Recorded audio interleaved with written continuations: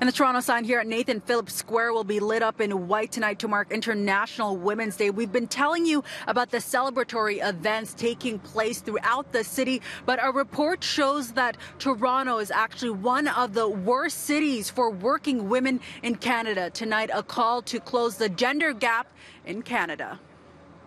I think that it's great that women have so much more involvement in workplace life. I think that we need to have more women in leadership positions, on boards, and represented in government. I feel so fortunate living in Toronto and just being self-independent and not having to depend on anybody else. And not many countries you can do that.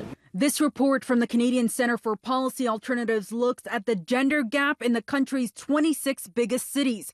And when it comes to employment, Toronto was ranked the third worst place for women in terms of achieving success in the workplace. You'd think because it's a very progressive liberal city that you wouldn't hear this, but yeah, it's shocking. Having been in the workforce for about 2 years outside of university, I definitely see a change in more women gaining leadership roles in different private companies, and I'm hopeful for the future, and I think that people like me are going to be driving a lot of positive change.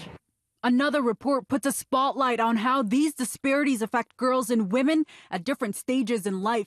Plan International Canada released data showing many actually become less confident as they get older. 60% of respondents between the ages of 14 and 17 said they believe they have the same opportunities as men. By age 18 to 24, that number drops to about half.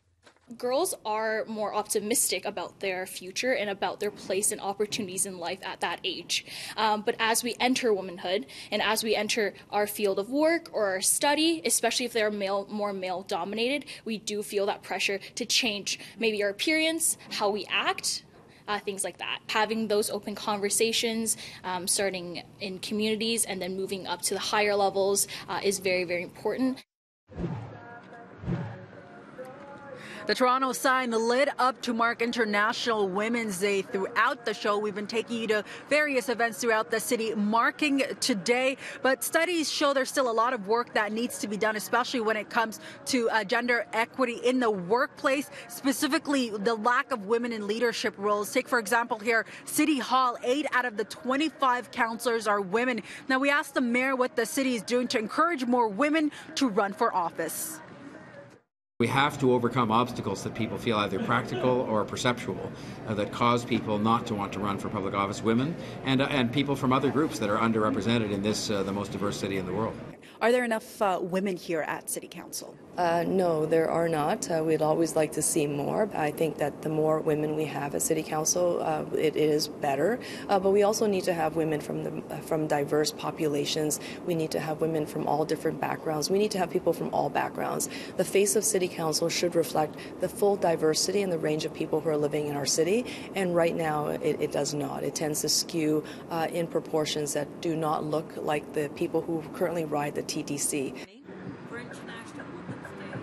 Last night, Toronto City Council passed a 2019 operating budget. Councillor Kristen Wong-Tam says for years she's been urging her colleagues to make a financial plan that better addresses gender gaps and disadvantaged groups. She says she's disappointed with decisions made yesterday that will negatively impact women here in Toronto when it comes to services like transportation and childcare.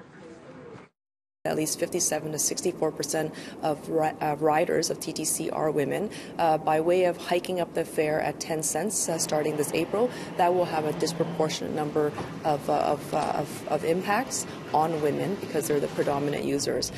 We know that whenever that happens, it means that women have to make difficult decisions on how they choose to travel around the city. Even that 10-cent fare over an increment of time, and it happens multiple times throughout the terms, is that they have been hit harder than, for example, drivers. And oftentimes who are driving these vehicles, they're disproportionately male. Yesterday's budget was also extremely negative on that particular front.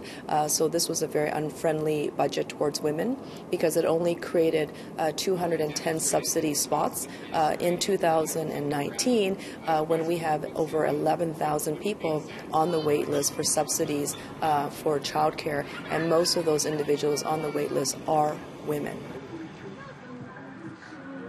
Councillor Wong Tam is, however, celebrating one of her initiatives that did receive support here at City Hall last night. For the first time ever, the city will be funding menstrual products for low-income people.